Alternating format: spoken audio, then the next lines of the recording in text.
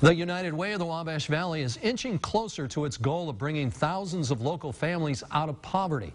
Today, grants were awarded to the first 2 of 8 impact councils.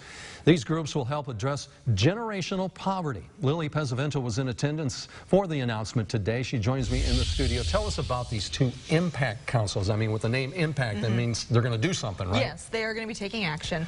The 2 that they have formed so far will have to do with some major parts of generational poverty, and that's substance abuse disorder as well as child development. The Substance Use Disorders Council will use their $50,000 grant to invest in support programs for those suffering from substance abuse disorders. Meanwhile, the Success by 6 Impact Council plans to use its $100,000 to invest in early childhood education. The Wabash Valley has a large ALICE population. ALICE stands for a person who is asset limited, income constrained, and employed. United Way of the Wabash Valley wants to bring 10,000 ALICE families out of poverty within the next 10 to 15 years. But the count right now shows in our 6 counties, over 33,000 households live below that. That 10,000 was just we're not going to solve it, we're not going to bring it to 0, but what if we could lower it by 1/3? Since 2018, the nonprofit has been working to create impact councils to address each of the root causes.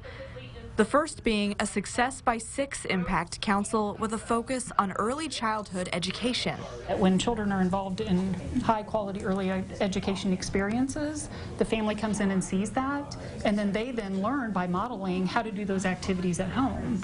So it's helping that family learn how to educate their children at home. In 2018, 16% of Wabash Valley children ages birth to 5 were enrolled in high-quality childcare early education programs. The state average is 37%.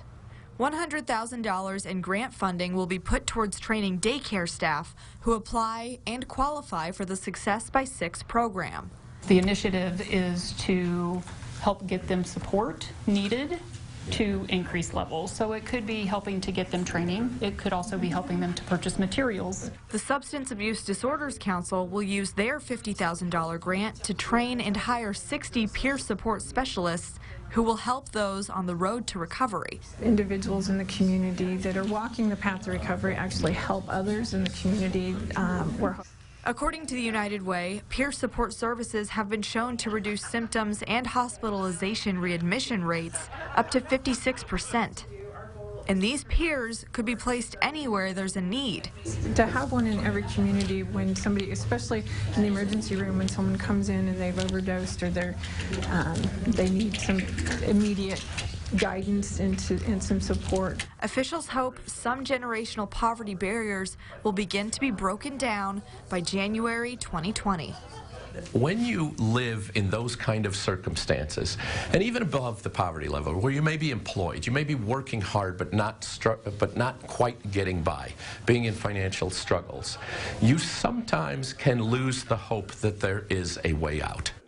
Now, in order for a community organization to become a part of these 2 impact councils, the officials will have to fill out an application. The first step is to write a letter of intent to the United Way of the Wabash Valley, and those letters are due by September 25th. This is an ambitious undertaking. Absolutely. And I'm sure they're looking for all kinds of help. If people want to support this through funds or whatever, is there a way to do that? There is. Mr. Payonk actually gave me a quick little teaser today. So this Thursday at noon over at Terre Haute Chevrolet, donors are welcome to come and explore some of the different impact councils, what they're going to be doing, and that way people can figure out where they'd like to invest. All right. Terre Haute has big hearts. We've got big hearts. Yeah, we really do.